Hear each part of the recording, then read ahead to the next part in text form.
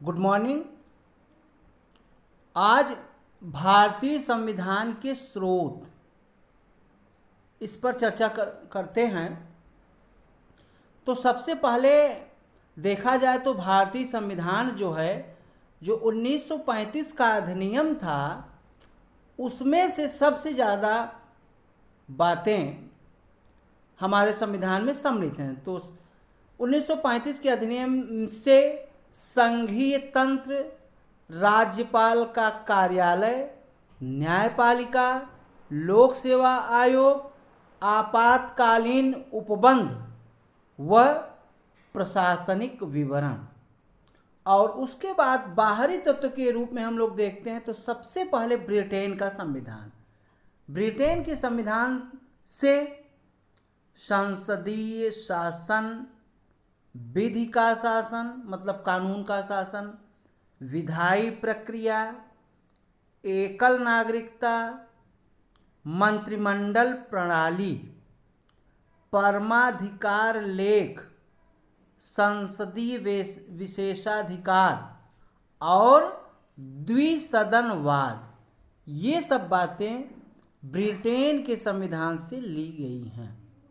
और अब जो है यूएसए, संयुक्त राज्य अमेरिका का संविधान, वहाँ से मूल अधिकार, फंडामेंटल राइट्स, न्यायपालिका की स्वतंत्रता, न्यायिक पुनरावलोकन का सिद्धांत, उपराष्ट्रपति का पद, उच्चतम न्यायालय और उच्च न्यायालय के न्यायाधीशों का पद से हटाया जाना और राष्ट्रपति पर महाभियोग, ये सब बातें जो है संयुक्त राज्य अमेरिका के संविधान से ये बातें ली गई हैं।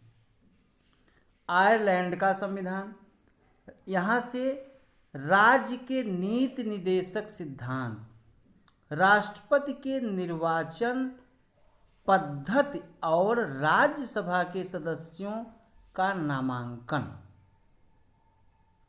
इसी क्रम में कनाडा का संविधान, तो कनाडा के संविधान से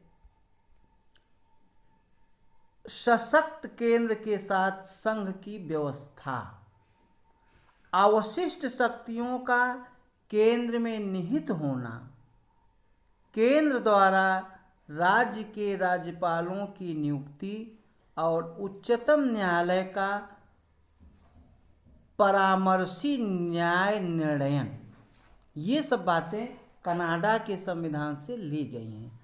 ऑस्ट्रेलिया का संविधान, ऑस्ट्रेलिया का संविधान यहाँ से समवर्ती सूची, व्यापार, वाणिज्य और समागम की स्वतंत्रता और संसद के दोनों सदनों की संयुक्त बैठक। जर्मनी का वाइमर संविधान, यहाँ से आपातकाल के समय मूल अधिकारों का स्थगन, ये लिया गया है। मूल अधिकारों का स्थगन ये जर्मनी के संविधान से लिया गया है। पूर्व सोवियत संघ का संविधान, जिसको यूएसएसआर कहा जाता था, वहाँ से मूल कर्तव्य और प्रस्तावना में न्याय का आदर्श। हम लोग देखते हैं कि जो हमारे यहाँ मूल कर्तव्य थे ये बाद में जोड़े गए हैं, और ये कहाँ से लिया गया है? ये सोवियत संघ, पूर्व सोवियत संघ से। फ्रांस का संविधान, यहाँ से गणतंत्रात्मक और प्रस्तावना में स्वतंत्रता, उसके बाद समता, यहाँ ये गलत है, समता और बंधुता के आदर्श, अर्थात स्वतंत्रता, समानता और बंधुत्व का नारा दिया गया था। जब फ्रांस की क्रांति हुई थी उस समय ये नारा दिया गया था, स्वतंत्रता, समानता और बंधुत्व। तो ये तीनों बातें हमारे संविधान में ली गई हैं, और कहाँ से? फ्रांस के संविधान से। फिर दक्षिण अफ्रीका का संविधान में संशोधन की प्रक्रिया और राज्यसभा के सदस्यों का निर्वाचन, ये बातें हमारे संविधान में दक्षिण अफ्रीका से ली गई हैं।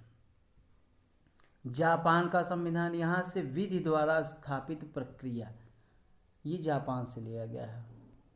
और फिर जो हम देखते हैं एक भारतीय संविधान की विशेषता, और विशेषता में जो बढ़िया महत्वपूर्ण है वो एकात्मकता की ओर झुकाव के साथ संघीय व्यवस्था।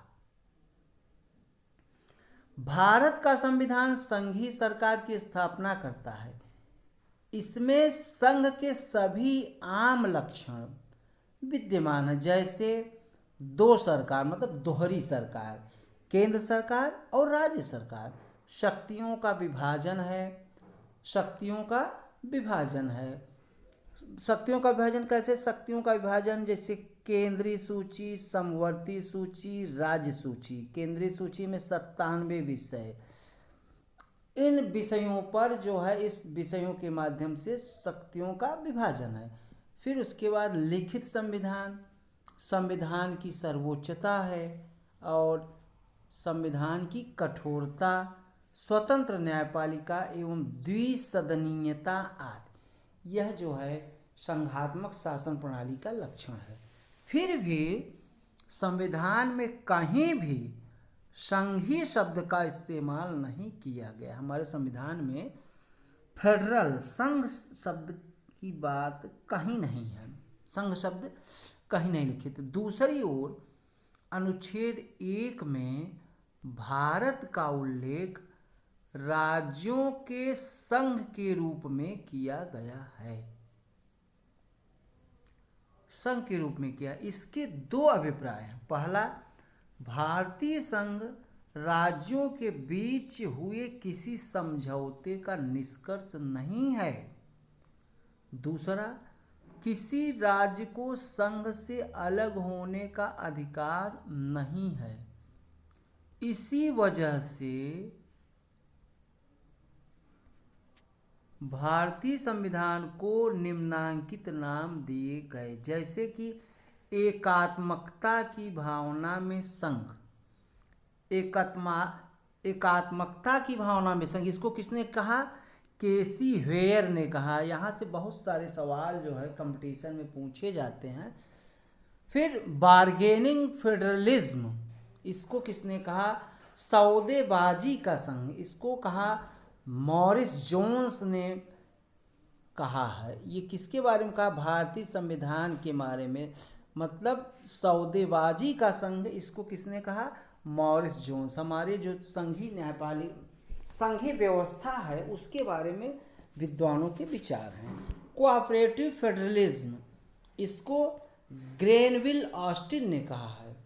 और federation with A centralising tendency, इसको आइवर जेनिंग्स ने कहा है। हमारे संघ को federation with A centralising tendency Ivor Jennings ने कहा है। तो आज इतना है। यहाँ से कंपटीशन में बहुत से सवाल जो है, बहुत सारे कंपटीशन में पूछे जाते हैं। वीडियो को लाइक, सब्सक्राइब, शेयर अवश्य करें। आप लोगों का बहुत बहुत धन्यवाद। जय हिंद।